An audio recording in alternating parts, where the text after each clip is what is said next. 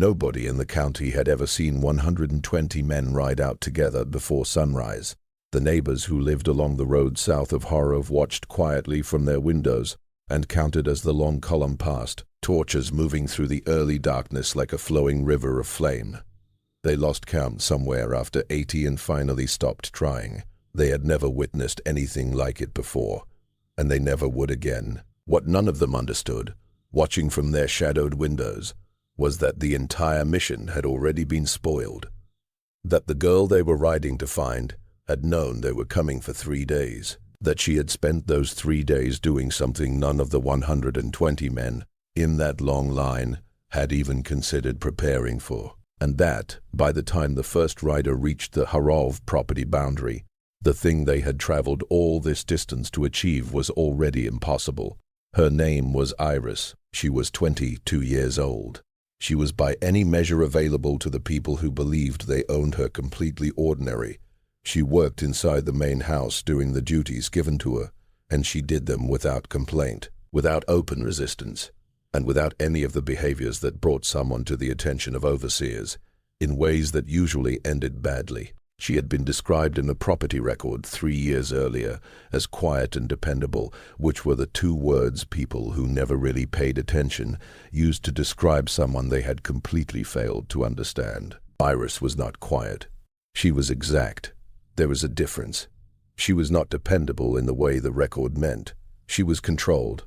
Also a difference. What she truly was beneath the surface, that the inventory had failed to notice, was the most careful watcher on the Harrove plantation. She had been observing and listening and collecting information with the patience of someone who understood that knowledge was the only resource she possessed that could not be taken away in a sale. For 4 years she had been doing this, building a picture of the world around her that was more complete and more correct than anything held by the men who believed they ruled that world. She knew the patrol schedules, all of them, even the irregular changes that were supposed to prevent exactly the kind of knowledge she had gathered. She knew the financial condition of the plantation in more detail than most of the overseers themselves, having spent 4 years listening through thin walls and around corners to conversations held with the confidence of people who believed nobody important was close enough to hear. She knew which neighboring plantation owners trusted each other and which ones carried old resentments that a careful word placed in the right ear could grow into open conflict. She knew which roads were watched and which were not, and at what hours the watches changed. She also knew something that nobody else on the Harrove plantation knew. She knew what was coming. She had learned it 18 days before it happened, through the same network of information that had supplied everything else she knew. A man named Aldous Hargrove, the plantation owner, had spent the previous year building an agreement with 11 nearby operations that was designed to deal with what all of them described as the problem of organized departures. People had been leaving, not ones and twos in the night, which was always happening and always had, but organized groups, traveling together using prepared routes and planned assistance. In 6 months, 3 nearby plantations had lost large numbers of workers in single organized movements that suggested planning and outside support. Hargrove had arranged a response, 120 men drawn from 12 properties, horses, dogs, equipment enough for a 2-week operation, a planned sweep of the territory southwest of the county, which was the direction the departures had been heading, timed for the first week of November when the harvest was finished and the men could be spared. The operation was planned carefully over 3 months of meetings at Hargrove's house, meetings Iris had heard in pieces through walls and doorways, and had slowly assembled into a complete understanding. She knew the date, she knew the path, she knew the objectives, she knew the objectives, she knew the names of the men involved and the resources they were bringing. She spent 12 days deciding what to do with this knowledge. The obvious answer was to send warning ahead of the sweep. The network that had supplied her information worked in both directions, and she had used it that way before, passing news that was useful to people further along the routes that were about to be threatened.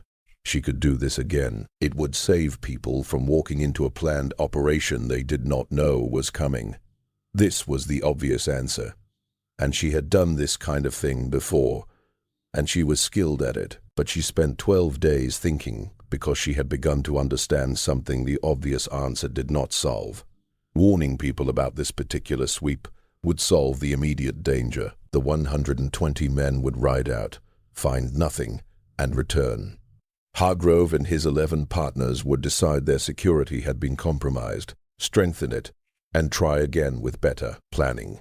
The next sweep would be harder to learn about early and harder to warn people about in time. Solving the immediate problem would make the next problem worse. She needed to do something that did not just avoid the immediate operation, but turned the operation itself into a tool of larger damage. Something that used 120 men and the combined effort of 12 plantations against the very people who had organized it. She spent 12 days thinking about what that something could be. She found it on the 13th day. Before we continue, please subscribe to this channel and tell us in the comments what city and country you are watching from. These stories deserve to be heard, and your support is what keeps them alive.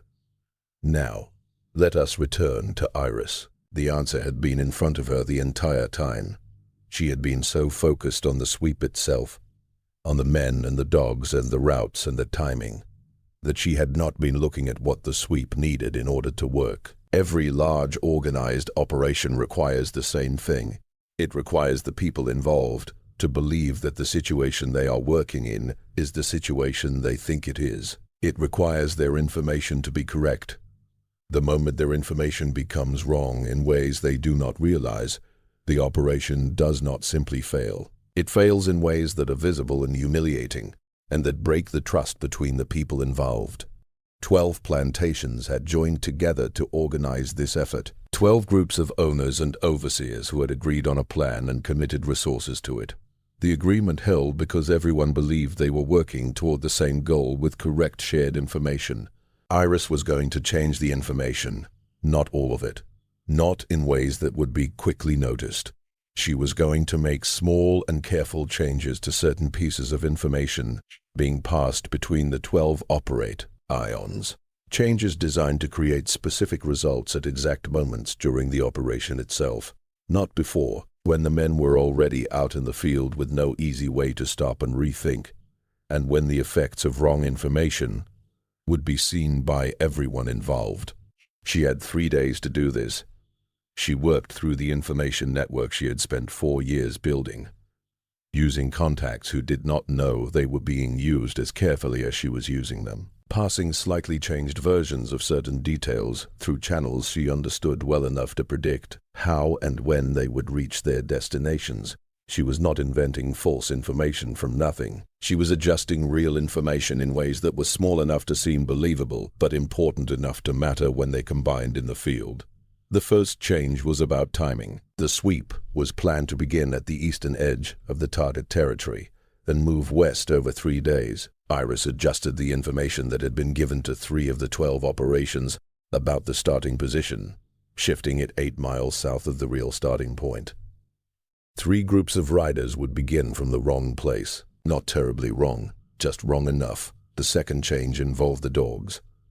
The coordinated sweep used tracking dogs from 4 of the 12 operations, shared between groups to increase coverage. The plan for how the dogs would be divided had been finalized at the last meeting and written in a document that had passed through hands Iris could reach. She adjusted that document in a way easy to miss because it was just one number among many, changing the assignment of dogs to 2 of the groups in ways that would create a shortage in one and an unnecessary extra number in another. The third change was more complex and took most of the second day.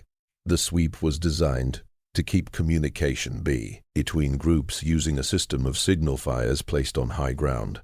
Specific fires meant specific instructions, and the positions had been agreed earlier. Iris had learned the signal system the same way she had learned everything else, by listening and remembering. She introduced a version of the signal guide that had 2 signals reversed.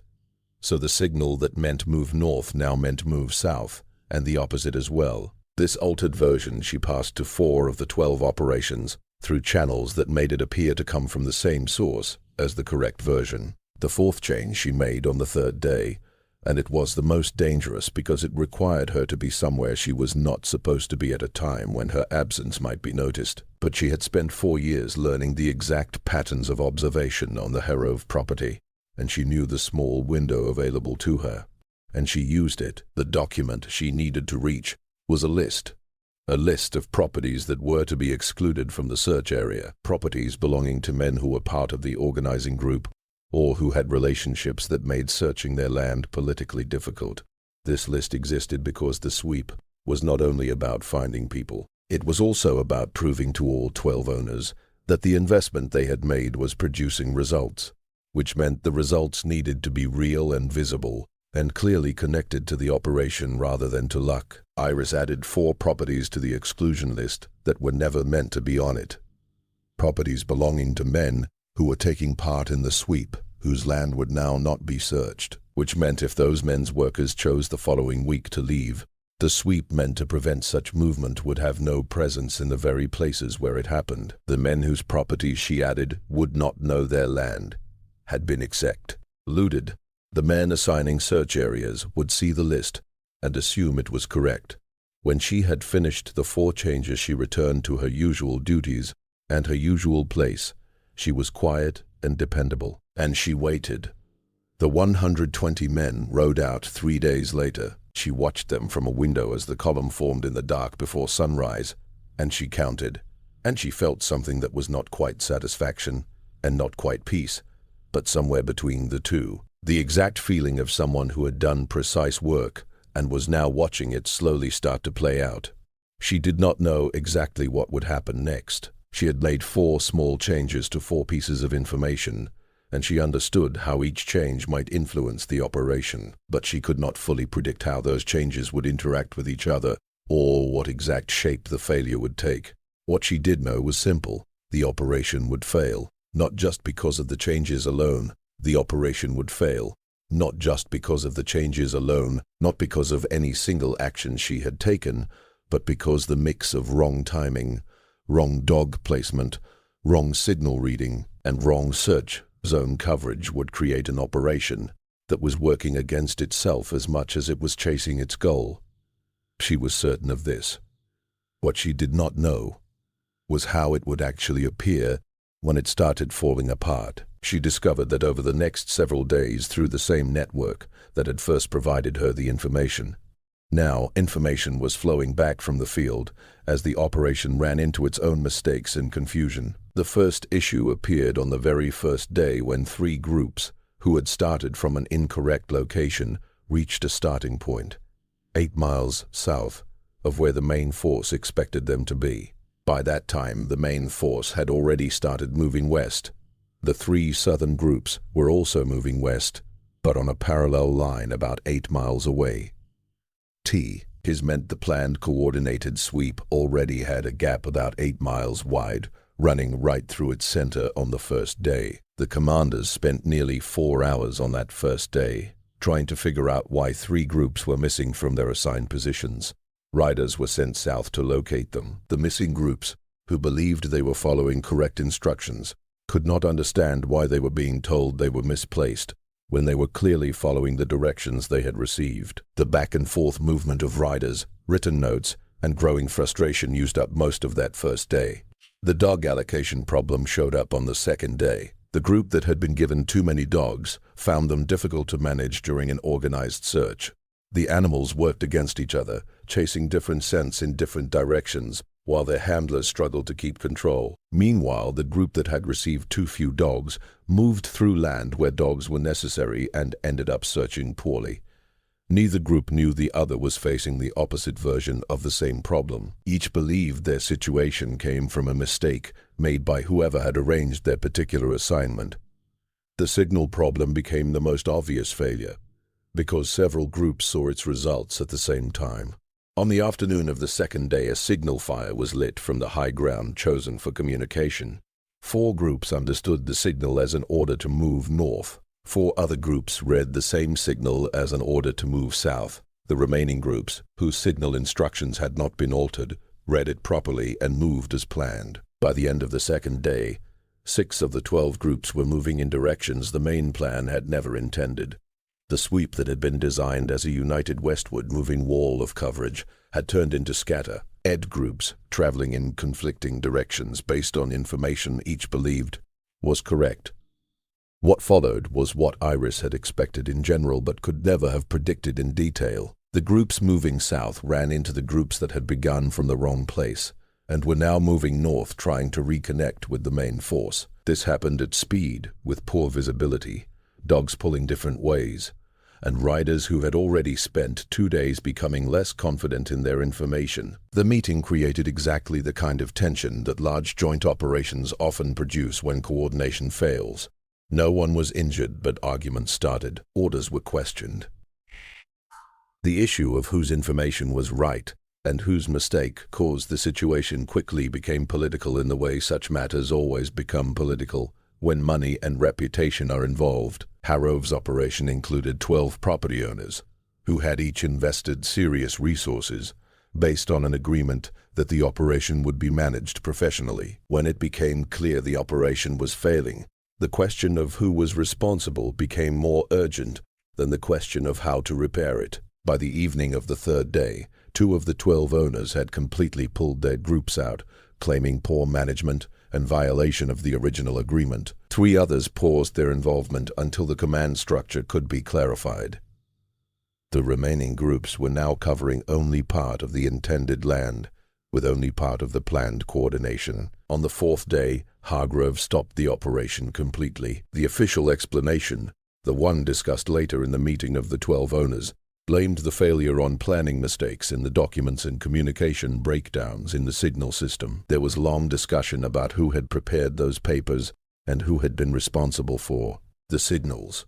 There was no discussion about the idea that the papers and signals might have been purposely altered. The idea that a 22-year-old woman sitting quietly inside Harov's house could have adjusted documents and passed information through a network he did not even know existed was simply not something the men in that room were able to imagine. This was exactly the situation Iris had understood from the start, the same thing that made her invisible. The belief that she was quiet, dependable, and ordinary also made her impossible to suspect. The men searching for the cause of the failure were looking for an advanced outside actor, maybe a network or an organization with enough resources and planning ability to interfere with an operation involving 12 properties and 120 men. They were not looking inside their own homes. They found nothing. The investigation created theories and blame, but no proof that pointed to any clear source. The 12 owners were left with a failed effort, a broken agreement, and distrust between each other, exactly as Iris had planned. 3 of the relationships between the 12 never recovered. Financial partnerships that had connected 2 of them through shared investments were broken within 6 months after the failed sweep, costing both men heavily.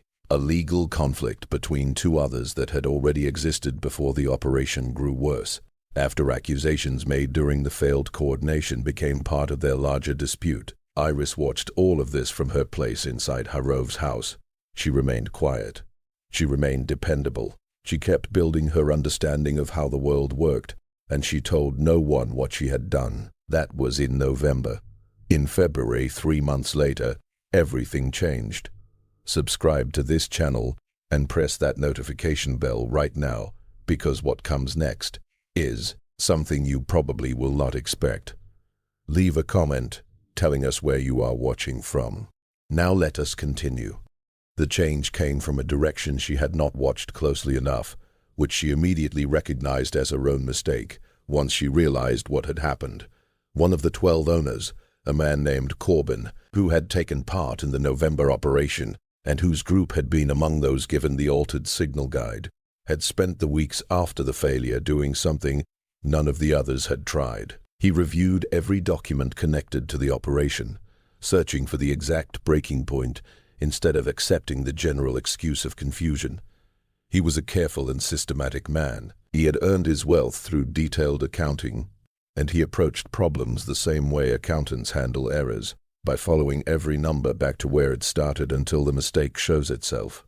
He spent 6 weeks doing this work, and at the end of that time, he discovered something important. The signal guide his group had used showed a version mark in the lower corner, that did not match the version marks on the guides that had worked correctly. The difference was tiny.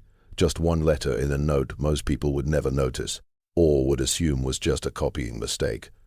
Corbin noticed because he was searching for exactly this kind of detail, and because he knew that small differences in documents that were supposed to be identical usually were not accidents.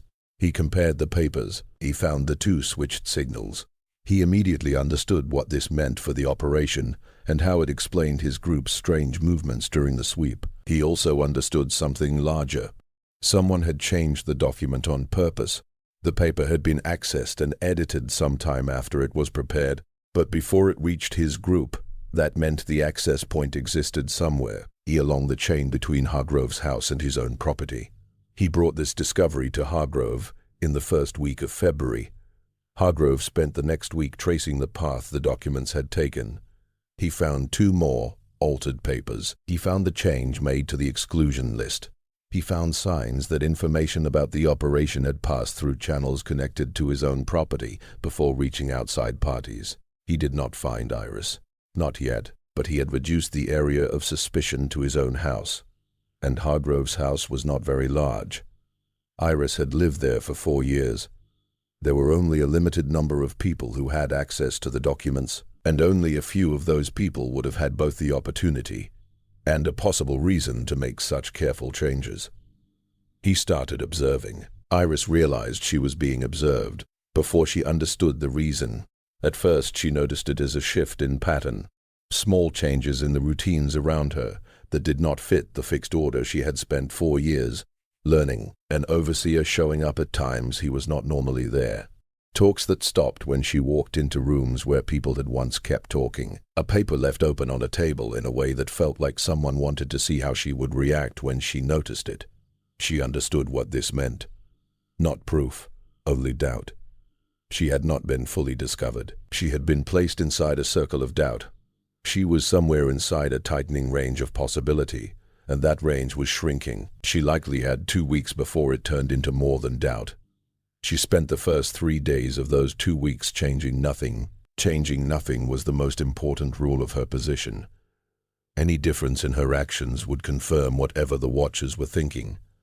She kept her habits exactly the same, even down to timing and the tiny details that had become natural over 4 years. She stayed quiet. She stayed dependable. She gave them no reason. At the same time, in the small moments of time and privacy her routines allowed, she was preparing. She already had a plan for this. Not this exact case, not for being watched by Hargrove himself, but a plan for the kind of situation where staying was no longer possible. She had been working toward this plan for 2 years, long before the November operation. She knew her safety depended on staying unnoticed, and that being unnoticed never lasted forever. She had prepared for the day it would end. The preparation included a route, supplies hidden along that route, and contacts at several places who were ready for her arrival, without knowing the exact time to expect her. It also included knowledge of the land between Hargrove's property and her first stop, knowledge she had gathered slowly over years through talks, careful watching, and the rare controlled movements that had allowed her to see parts of the ground she might one day have to cross. It also depended on one piece of timing she could not control and had spent 2 years hoping would fall into place when she needed it. In the first week of February, when Corbin brought his report to Hargrove, it finally did. The detail was this.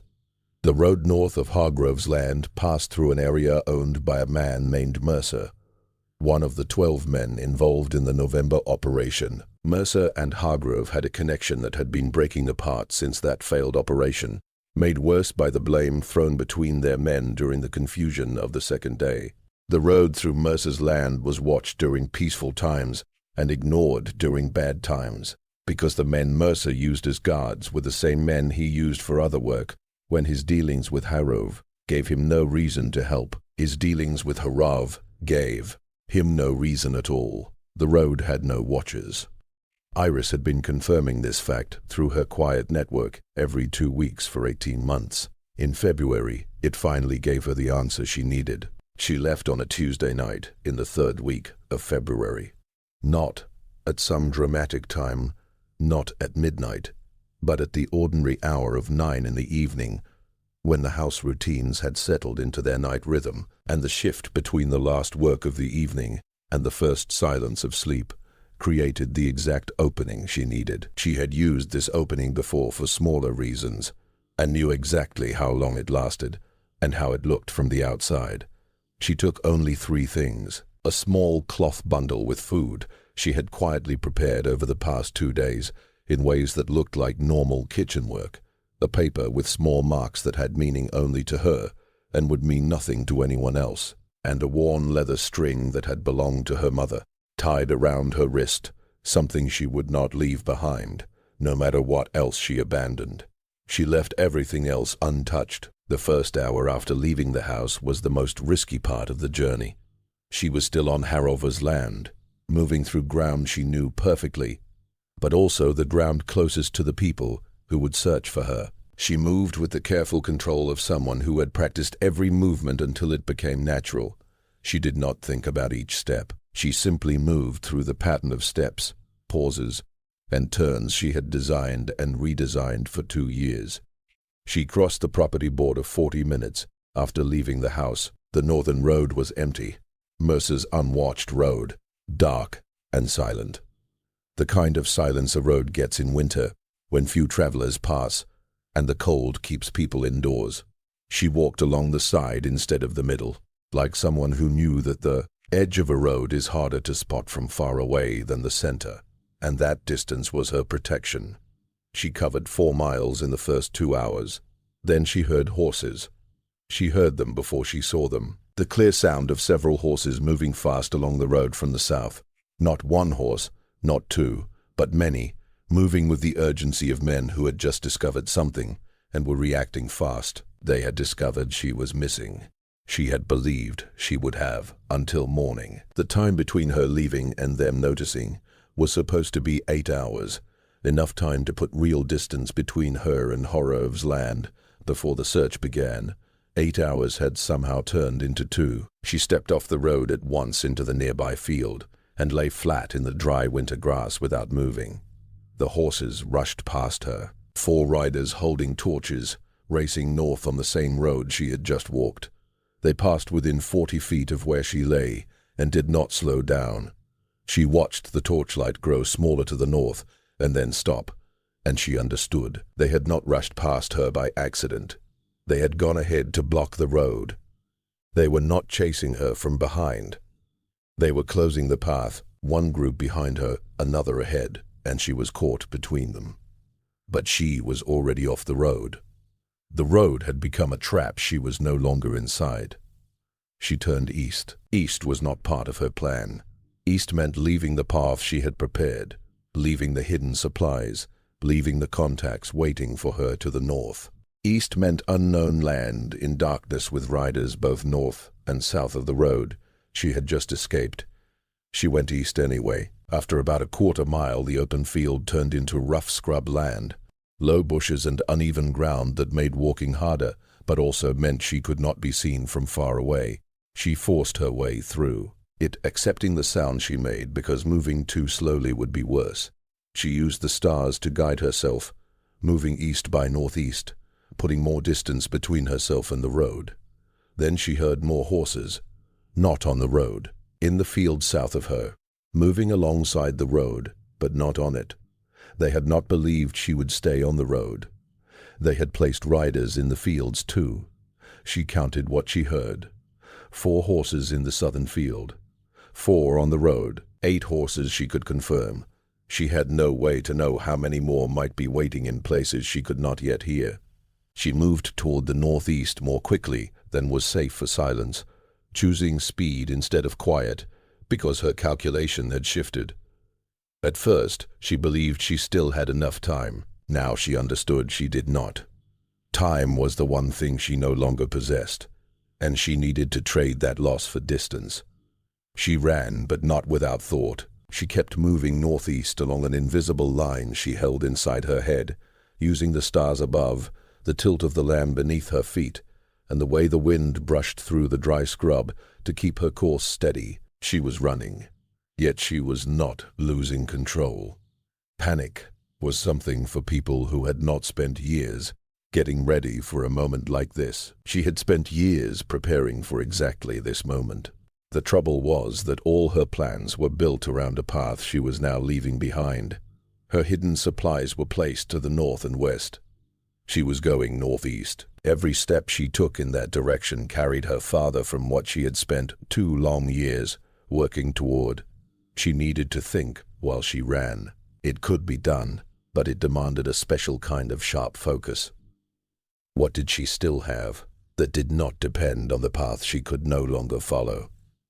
She had the small amount of food wrapped in cloth, enough to last 2 days. Years if she rationed it carefully. She had her understanding of the land, which actually stretched farther east than her planned path, because she had studied the whole map of the region instead of only the narrow trail she expected to travel. She had 4 years of gathered knowledge about the people and the lands in this area. This included details about the ground to the east, facts she had collected not because she thought she would need them, but because being careful had become part of who she was. She also had something else, something she had not purposely built as a tool, but something that had slowly grown over 4 years as a result of everything she had observed. She understood where they would search. She knew how Harav arranged his search efforts. She had watched him direct 2 searches during the 4 years she had been on his land.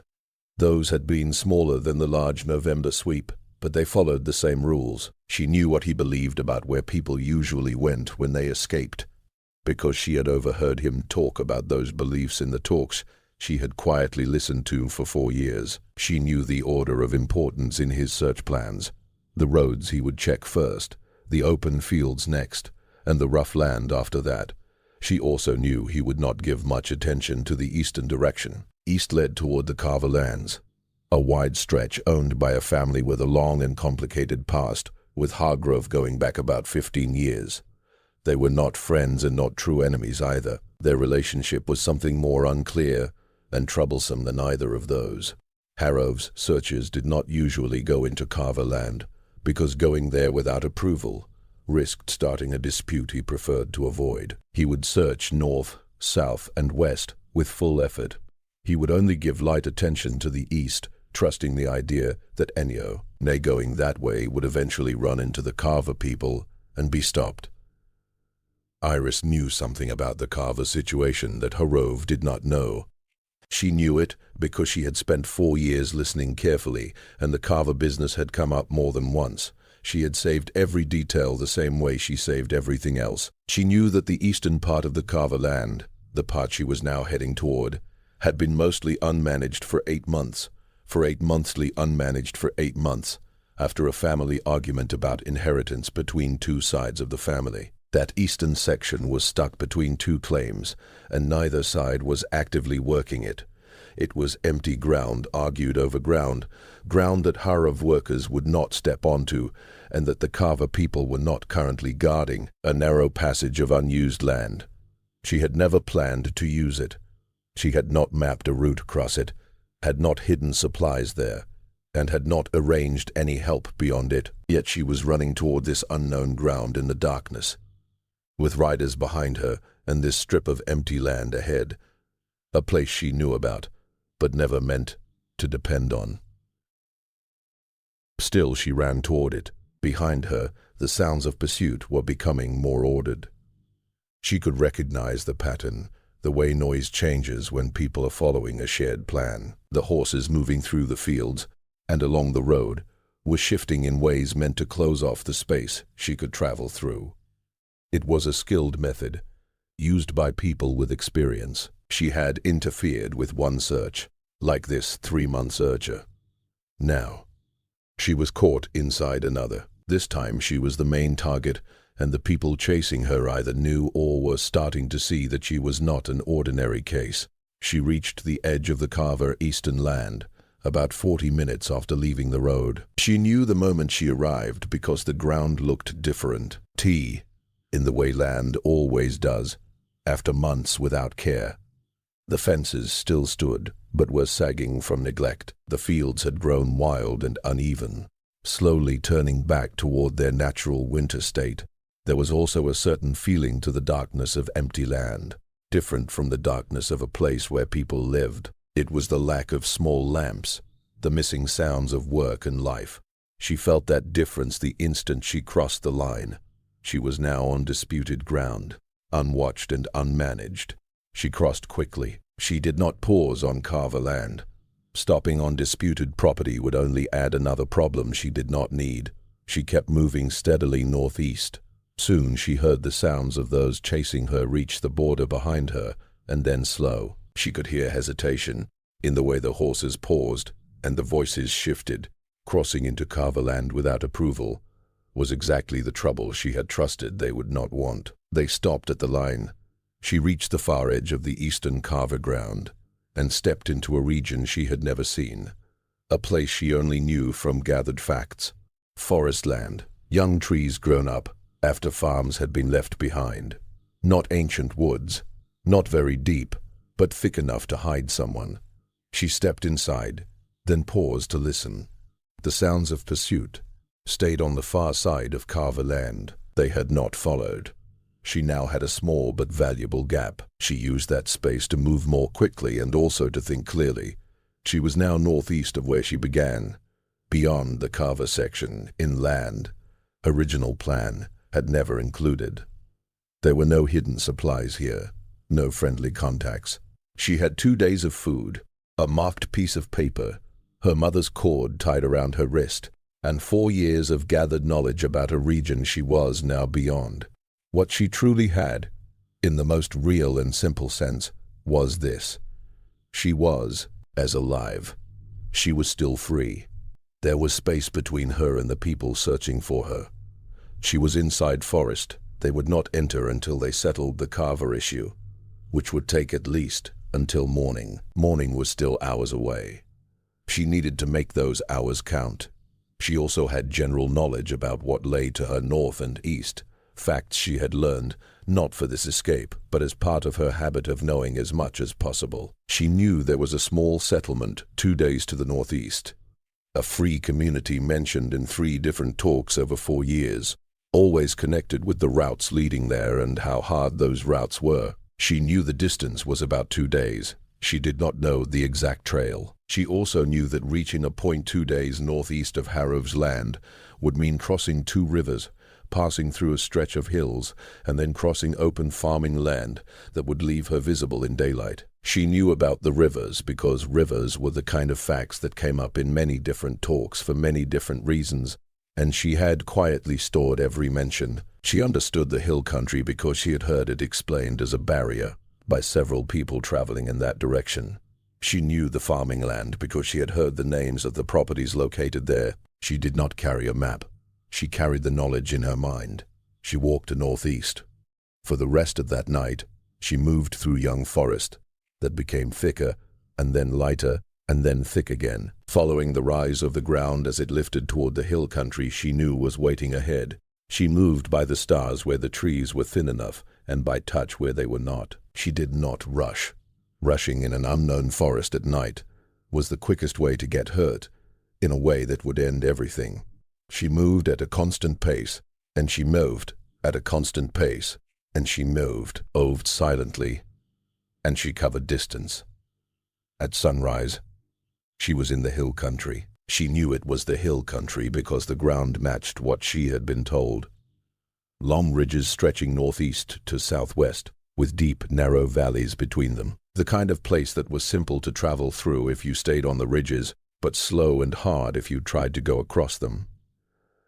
She stayed on the ridges. She ate a little from the cloth, drank from a stream she located in one of the valleys, looked back south, and saw nothing.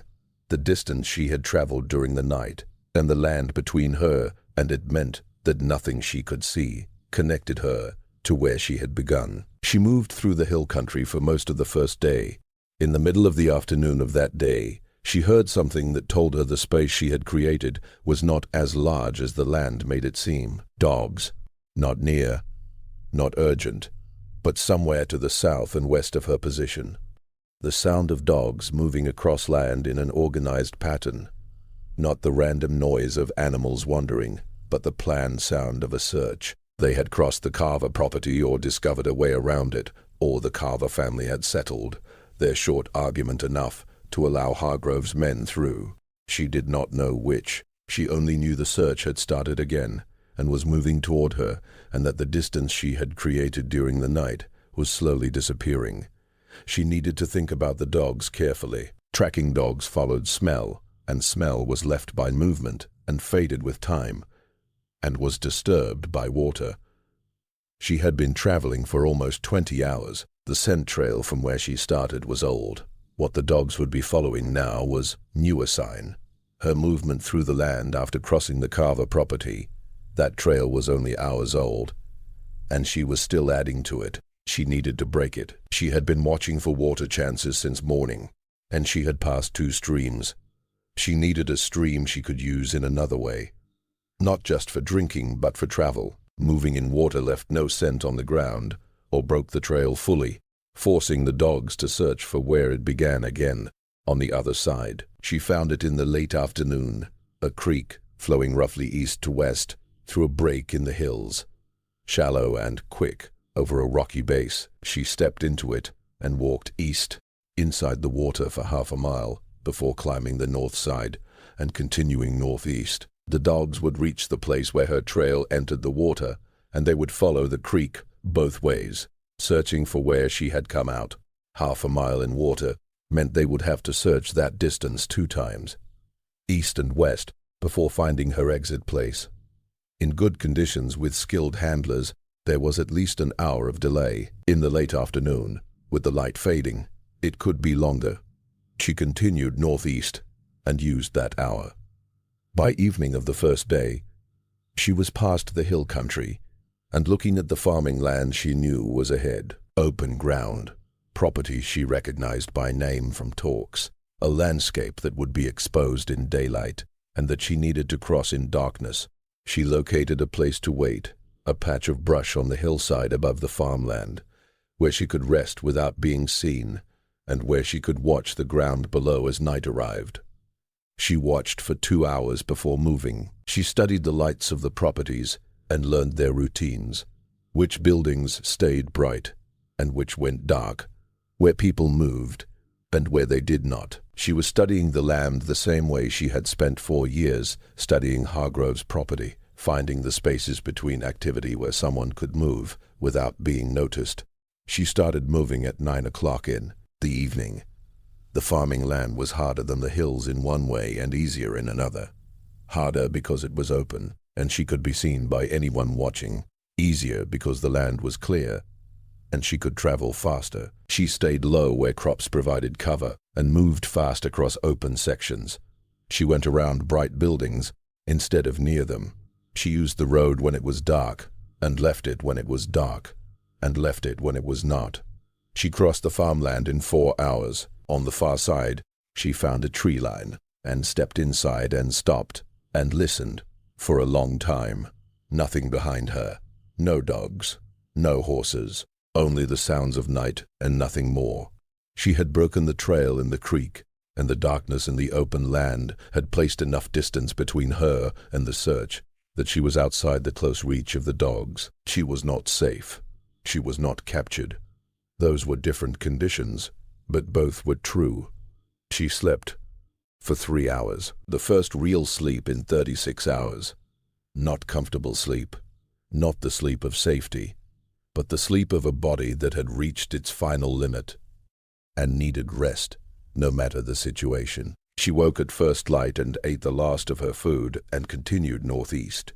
The second day was the hardest. She was in unknown land, moving toward a place she only knew from what others had told her, with almost no sleep and no food.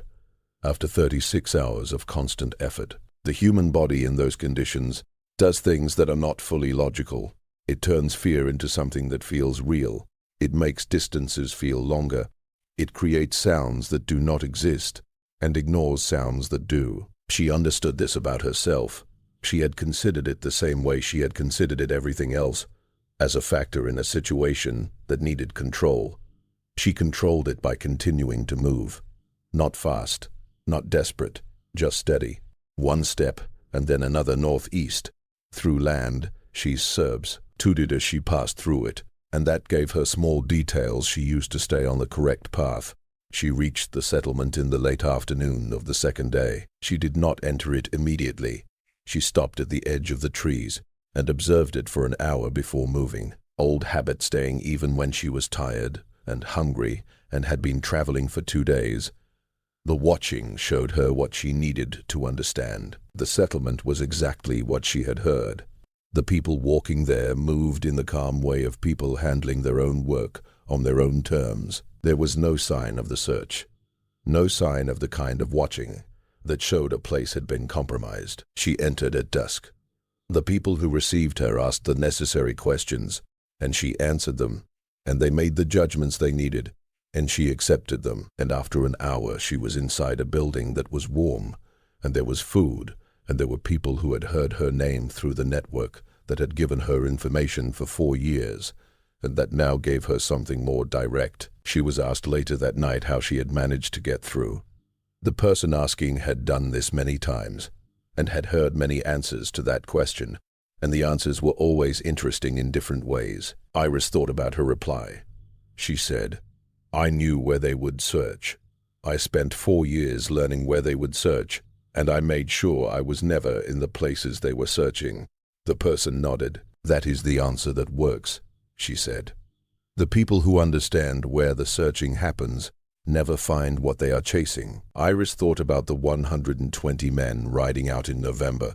She thought about the papers she had changed, and the details she had shared, and the way the whole operation had slowly turned against itself. She thought about Corbin discovering the version mark, and following it back during the 2 weeks when she had been watched that came after. She remembered the horses on the road, and the horses in the fields, and the Carver property line, and the creek, and the hill land, and the farming ground, and the 2 days of traveling northeast, using facts she had kept in her mind without knowing she would ever need them. She said they had 120 men, and I had 4 years. That is not a fair contest. The person smiled. "No," she said, "it is not." Outside, the night settled over the settlement, and the noises of the place faded into their usual night rhythms, and Iris sat in the warmth of the house and ate and stayed silent, and for the first time in 4 years, she was not gathering information for later. She was just sitting in a warm place where the people near her were living their own lives in their own ways, where nobody was watching her in the way that forced her to act like someone she was not. She stayed there a long time. Then she slept. The investigation at Harov's property finally reached a result. It took 4 months and included 2 different inquiries and a legal dispute started by one of the 12 owners against another about the cost of the failed November operation. The final report blamed the failure of the November sweep on poor organization and planned interference by outside groups who had managed to see planning papers through ways that were never fully discovered. Iris was not named anywhere. She was listed among the people no longer present on the Harov property as someone who had left on an unknown date to an unknown place. The word they used was disappeared, which was technically correct and completely wrong in the way official reports often are. She had not disappeared. She had moved slowly and with purpose from one place to another. Using everything she had spent 4 years quietly putting together, she had interrupted an operation involving 120 men. She had escaped a search that covered 2 counties. She had crossed disputed ground and hill land and open farm country and reached exactly where she had planned to go. She was 22 years old, and she had done all of this without a weapon, without a horse, without a map, and without any resource that had not been built from nothing during 4 years of careful attention to small details most people ignored. The right word for what she had done was not disappeared. The right word was decided. If this story touched you, please subscribe to this channel and share it with someone who may need to hear it today. Leave a comment telling us your city and your country. These voices traveled far in their own time. Your support helps them travel even farther. We will meet you again in the next story. What happened to the 12 owners in the months and years after the failed November operation is another story by itself, and it is a story Iris never only knew because she was not there to see how it happened, but small parts of it reached her through the same channels that had given her information for 4 years, carried by people who traveled between places and remembered what they had seen and heard. Horov himself survived the immediate results of the failed sweep without losing his position. But the money he lost was real, and the harm done to his relationships with 4 of the 12 owners never healed. 2 of those connections had been business partnerships that existed years before the operation, and when they ended, his work shrank, and it took 3 years to recover. The investigation, he started to find who had changed the documents, used up time and money, and found nothing useful. The man he finally blamed, a middle-level overseer who had handled document sharing, could never fully prove he was innocent because the real proof was too small and careful for the inquiry to find. He lived under suspicion for 2 years before the matter was quietly forgotten. Corbin, the careful and organized man who had noticed the version mark, had a different outcome. His investigation had been detailed and correct in its general findings, even though he had not identified Iris directly. He wrote a private report of what he found for the other 11 owners, and the report explained the method well enough that it later became a guide showing how such operations could be weakened. In a different kind of irony that Iris might have found interesting if she had known, Corbin's clear explanation made it harder for the same method to be used again in the operations he worked on, but it also showed anyone who read it that the method existed and that it had worked. Knowing about a weakness is not the same as removing it. Mercer, whose unwatched road had become the first piece of luck in Iris's escape, never knew how important his land had been. His conflict with Horov that caused the road to be left unwatched continued through the spring and finally ended in a negotiated settlement that left neither man satisfied. The road was being watched again by May, but by then May was too late. The settlement that welcomed Iris late in the afternoon, on the second day of her northeast journey, was not her final stop. It was only a waypoint, one of several, in a network that had been working longer than the 12 owners had been working together against it. She stayed there for 2 weeks, recovering from her travel and sharing what she knew with the people who ran the waypoint. The information she brought about the 12 operations, their workers, their money problems, and their internal disagreements was more complete and more recent than anything the network had received from that area in 2 years. She spent many hours speaking with the person who kept the settlement records, passing along details that were written down, organized, and sent forward to be used in ways she never fully followed. She also learned new things there that helped complete her own understanding of the bigger picture. She learned that the region she had escaped from was only one of several places targeted by similar organized operations in the previous year. She learned that the November sweep had been one of the biggest such efforts anywhere during that time, and that its failure had been noticed by people in many places who were watching for exactly that kind of event. She learned that the document-changing method she had used was not completely new, that others in different places had discovered versions of the same idea, and that the network she had been part of without fully realizing it had been gathering and sharing knowledge about these methods for years. This last knowledge created a feeling she had not expected, not pride, not relief, not any simple emotion a person might expect after surviving what she had survived. It felt more like recognition. The feeling of learning that the thing you had created alone, the thing you believed belonged only to your situation, was actually part of a larger pattern that other people had reached through their own separate efforts, based on the same basic understanding. The understanding was simple. It was the same idea that had guided everything she had done for 4 years. The people who controlled information controlled results. The people believed to be outside the flow of information did not need to force their way inside. They were already there. They had always been there. Every room where decisions were made included people who were believed not to matter, and that belief was the opening that made everything else possible. She stayed at that waypoint for 2 weeks. Then she continued on. The next stop was 3 days to the north, then another after that. The network she was traveling through had been built slowly over many years by people she had never met, supported by cooperation between people who often did not even know each other's names, supported by nothing except the shared belief that it had to exist and that the people closest to it had the duty to keep it alive. She reached the settlement that was not a waypoint, but a true destination.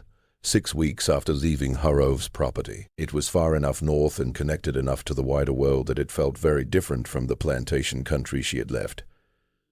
It was not completely safe. The world she had entered had its own risks, its own power systems, and its own ideas about who mattered and who did not. But the exact danger she had lived inside for 4 years was now behind her. She spent the first month doing almost nothing. This was not really a planned choice. Her body and mind, why? She had been working at their limits for years, and then pushed far past those limits in the final weeks, simply slowed down to the level needed for basic survival, and refused to move faster until they had finished whatever quiet repair they needed. She slept many hours. She ate regularly. She walked around the settlement at a speed that would have seemed unbelievably slow to the person who had rushed through hill country at night 2 months before. The people near her understood. They had seen this kind of recovery before. They did not demand much from her during that first month, and they did not mistake her quiet rest as uselessness. They understood that someone who had come from where she had come from would not be the same in the first month as in the 6th month or the 2nd year. They gave her time, room, and the special kind of patience that comes from people who have themselves survived difficult journeys and understood what healing looks like. In the 2nd month, she started to contribute, not in big dramatic ways, but in the small ways open to her. She could read and write, abilities she had learned in secret and protected in secret, and now they were simply abilities she had. She used them. She could arrange information, notice patterns inside it, and explain what those patterns meant in ways that were simple and helpful. She used that as well. The settlement always needed information, and she had a rare ability to handle those needs, shaped by 4 years of practice in exactly the kind of work that was needed. She also began teaching, not in a formal class, not in any fixed system, but in the natural way knowledge moves through closeness, through talks, and through that special transfer that happens when someone who understands something well spends time with people who truly want to learn. She taught what she understood about how to observe and listen without being noticed. She taught what she understood about papers and the information they carried, and how tiny edits in papers could create very large results. She taught what she knew about how large organized efforts depended on shared information being correct, and what could happen when that information was changed in careful ways. She was only 22 years old, and she had won 120 men and the failed plan of 12 plantations as her real test, and she had succeeded. The people she taught took what she shared and mixed it with what they already understood, and together it created something stronger than either one alone. That is how knowledge works when it is shared with people who are serious about using it. It does not split. It grows. Iris remained at the settlement for 2 years. After that, she moved farther north to a city where the special skills she had built could be used on a bigger level, and where the people who needed what she offered were dealing with problems that required everything she knew, and even more. She spent the rest of her life doing different versions of the same work she had done during those 4 years at Harrow's plantation, watching, listening, collecting information, and using it at the correct moment, in the correct way, to create results bigger than any direct move she could have made herself. She was never well known for it. Fame needed attention, and attention was the one thing she had spent her whole life learning to control carefully. She was known inside the networks where such things mattered as someone whose information could be trusted, whose judgment had value, and whose understanding of situations included details other people often missed. To the small number of people who knew her personally, she was someone with a special kind of focus. Not the focus of a person collecting weapons, but the focus of someone who truly wanted to understand how things functioned, and why, and who used that understanding to support results she believed were important. She died in her 60s in a northern city, far from the place where she had been born. She was surrounded by people who had known her for many years, and who only knew parts of the complete story of what she had done. The full story was not written during her life, because writing it was not something she believed had any real use. The information that had mattered had already been used. The people it had helped had moved on to their own paths. The results it created were already part of the world in ways that did not need to be recorded. The story came later, slowly, in pieces put together by people who had access to the records that did exist and who were patient enough to follow the links between them. It was incomplete, just like all such stories always are. The most important things Iris did were naturally not the things that created records. Records were created by the plans that failed, by the investigations that discovered version marks on papers and followed them back to nothing, and by the legal disputes between owners who blamed each other for failures that had actually started with a quiet and dependable 22-year-old woman who had simply been paying attention for 4 years. What the records do show, when placed together, is the shape of what she did, the exact style of her work, the feeling of it, the 4 years of daily focus and nightly thinking and careful changes and patient waiting. That part belongs to Iris and to the people she trusted enough to tell small parts of it to, and to the network that kept small pieces of it alive, and to every person who has ever done the same basic thing in their own life without knowing someone else had done it before them. The idea that made it possible was not complex. It was only this: the people who are believed not to matter are present in every room where choices are made. They hear everything. They notice everything. And the belief that they do not matter is the oldest and most dependable weakness any organized power has ever had. Iris understood this at 22 years old. She used that truth, and 120 men rode into the darkness toward nothing. And she watched their torches from a window, and she stayed quiet and dependable. And she waited. If this story reached you today, subscribe to this channel and share in the comments which city and country